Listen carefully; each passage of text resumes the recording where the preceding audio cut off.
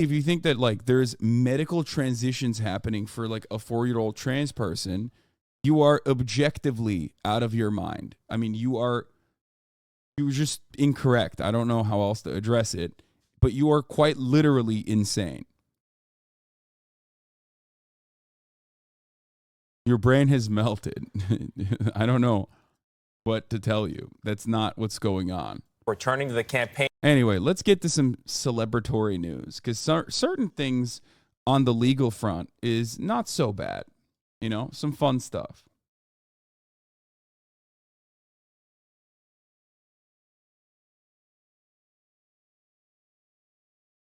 Trump is indicted on 37 criminal counts and is slated to appear in federal court in Miami on Tuesday, lads.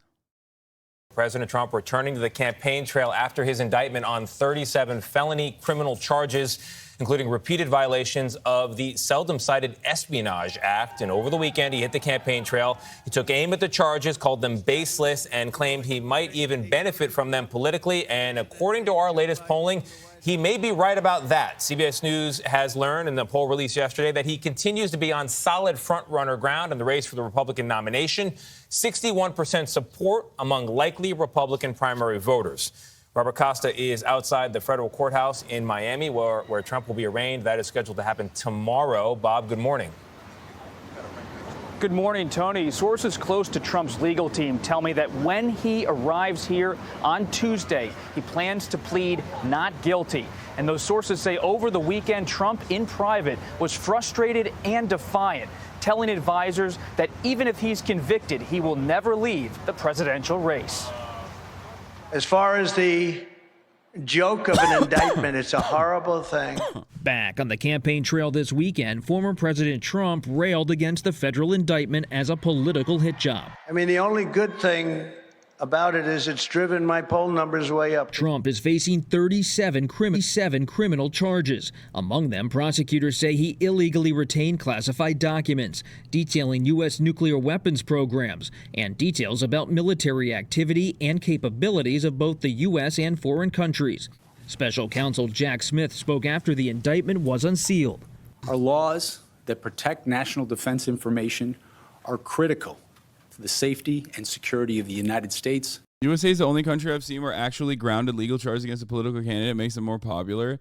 No, I think that's a consistent... No, that's not true. There are places where that happens. There are places where that happens if the sentiment on the ground is that, like, you know, there's Western influence that's, like, influencing the courts, that's, like, falsely trying to arrest or falsely trying to put forward criminal charges. Like Pakistan comes to mind. There are places like in Brazil where there's still similar reactionary attitudes where, not dissimilar to Donald Trump, I mean, similar reactionary attitudes where people will just straight up be like, oh, you know, they're trying to come after Bolsonaro now because he's the GOAT.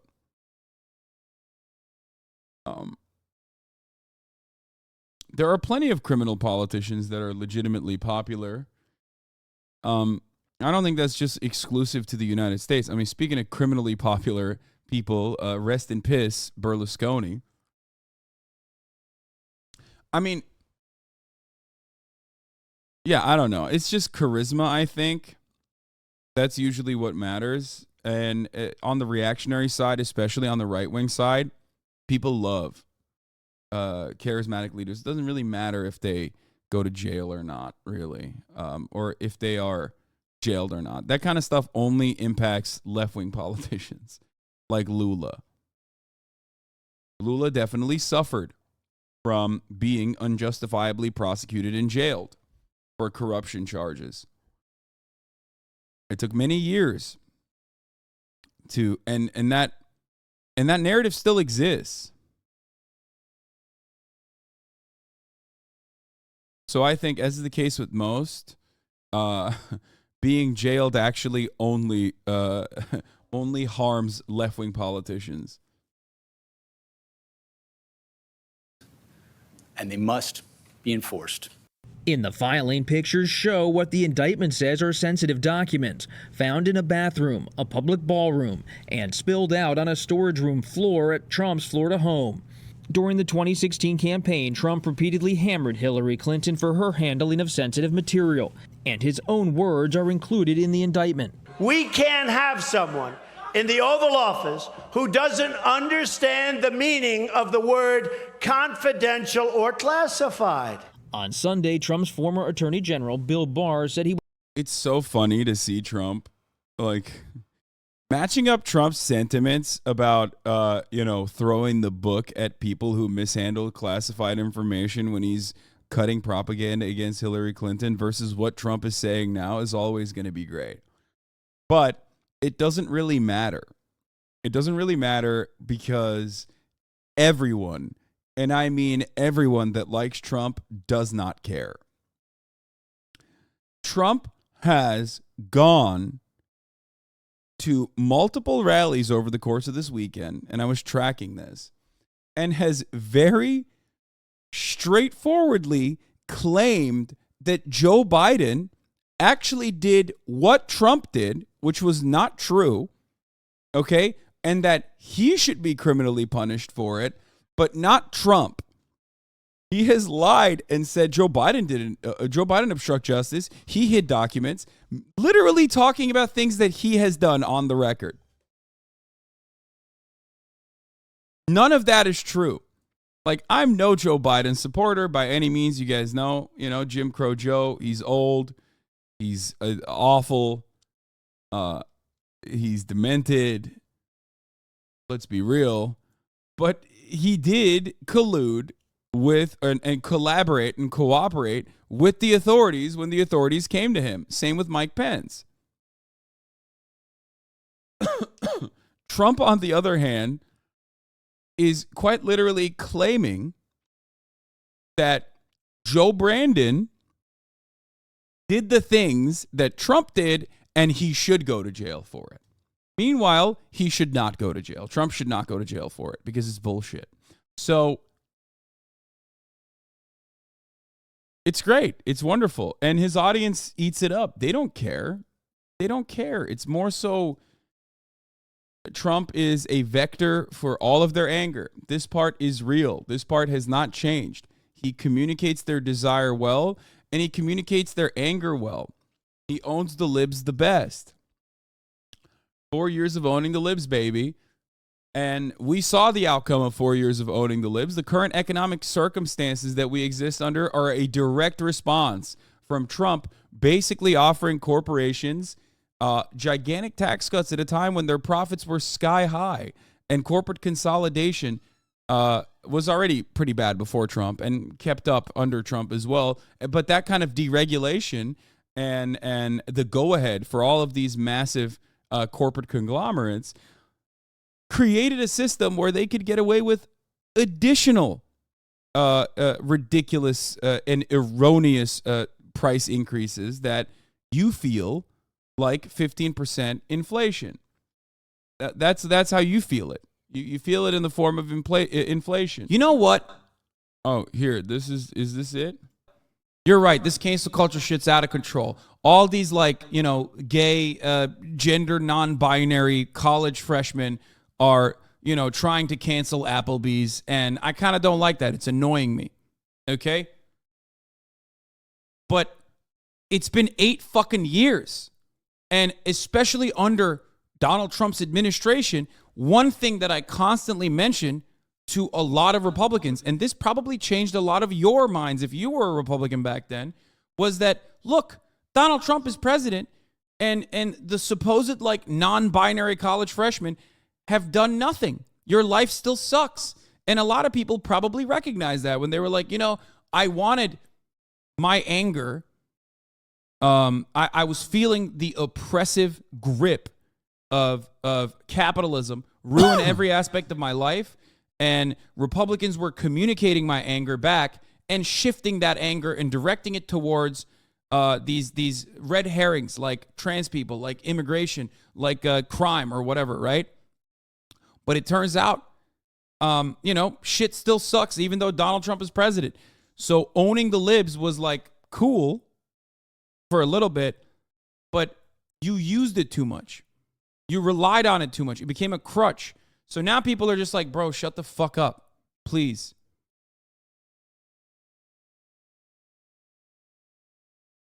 Mike from PA shouts out to Pennsylvania, shouts out to Central. I don't know if this is it. Most Republicans don't feel that way from what I've seen. No, there is definitely fatigue. Like at the top of the hour, you see that there's a 3-minute ad break, and then inevitably you are fatigued by it at the top of every hour, and you're like, fuck it, I'm going to subscribe. Okay? And then you say, I'm going to subscribe for $5, but I don't have $5, so I'll subscribe for free with a Twitch Prime. But I don't even have a Twitch Prime, so I'll just sit here and wait for a gifted sub if I'm lucky enough. And here's the 3-minute ad break now. Boom. Before you know it, it comes. Okay? Here's the 3-minute ad break now. No, what I'm talking about is fatigue from constantly hearing people chirp. People don't like smarmy, annoying, woke scolds. I know that because that's how people see me all the fucking time. Which is ironic because I don't think I'm like that, and I constantly yell at leftists who are like that. But from the outside, people see me as that. Okay? That's like at the heart of, I think, a lot of the anger and resentment towards the SJW left and cancel culture. Steven Seagal official, thank you for the 5, get the subs. Okay? That's where it comes from. It's not even about like their politics or anything. It's just like, well, I'm annoyed. Shut the fuck up. I'm annoyed by hearing you all the time. You're taking away my treats, and I don't want that. And my assessment is that if Republicans become the smarmy, annoying, don't do this fun thing, don't do that fun thing, you are not allowed to enjoy it because that means you're a pedophile. If they keep doing that, then there will be fatigue towards that kind of sentiment as well. It hasn't truly come yet. That hasn't come to fruition yet. Okay? Because Republicans are doing the exact same thing. I think that clip chimp drama between Rage and you confirmed his suspicions about his community being hall monitors because of the snitch thing, too, so you're not even wrong. Yeah, I don't care. I don't care. I don't give a shit. I'm done. I'm done caring about shit like that. Okay? It sucks, but I don't care. Like, I'm trying to cover the fucking news. They will all inevitably come back when news-related shit happens, and they want to learn a little bit about it. And they'll shut the fuck up, and they'll sit here, and they'll learn, and then they'll remember that I'm not the fucking villain that they think I am, okay? So, ultimately, it's irrelevant. I hate, like, constantly having petty drama and petty squabbles between content creators and their fucking communities. It's so stupid. I'm trying to do news coverage, you know? I'm trying to do political analysis.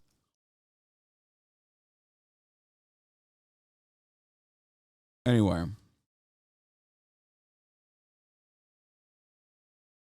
Let's move on. Glad he realizes it's arrested the stream for like a year and a half. First of all, it's been much longer than that. Secondly, I have my moments where I give up on trying to address these stupid things, but then sometimes they come up again.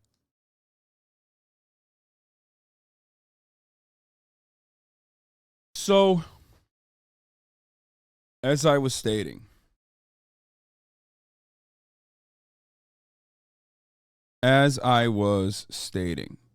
okay? Where was I?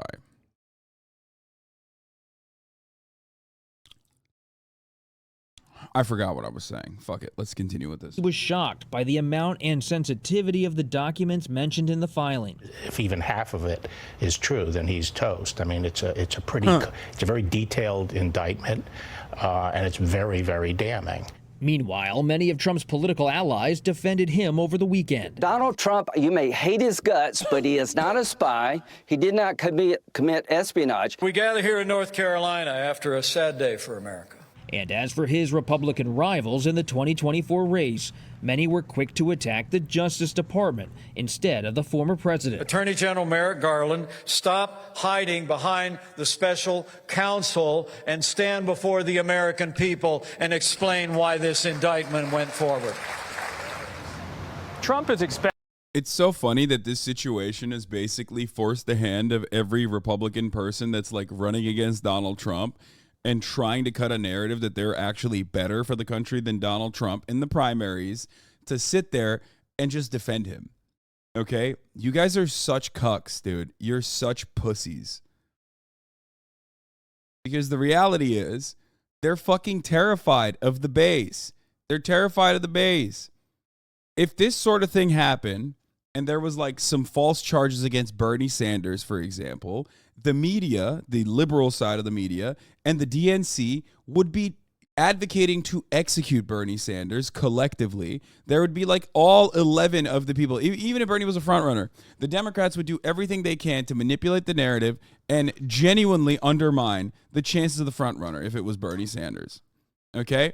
But when it's Donald Trump, the Republican Party is like, no, we know that this is what the base wants. We have to be on this tightrope where we don't actually end up losing that chunk of the solidly red base of support. So we have to basically defend Donald Trump regularly. It's a cliche at this point, but yeah, Dems run away from their base, whereas Republicans run towards them. And both are bad. Both are bad.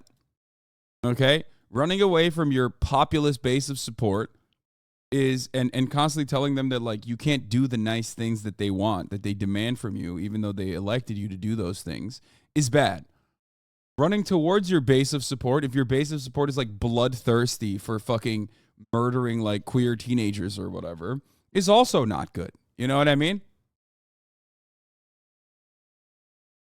But, of course, in the United States of America, we get the worst of both worlds. Expected to travel to Miami tonight, where city officials are preparing for possible protests and bolstering security. On Tuesday, after the arraignment, Trump plans to head back to New Jersey to his golf club, where he will deliver a speech and huddle with his major donors. Gail. All right, Bob, thank you very much. Most of the Republican voters in our newest poll say, let's go, baby. It's hog watch time. Okay?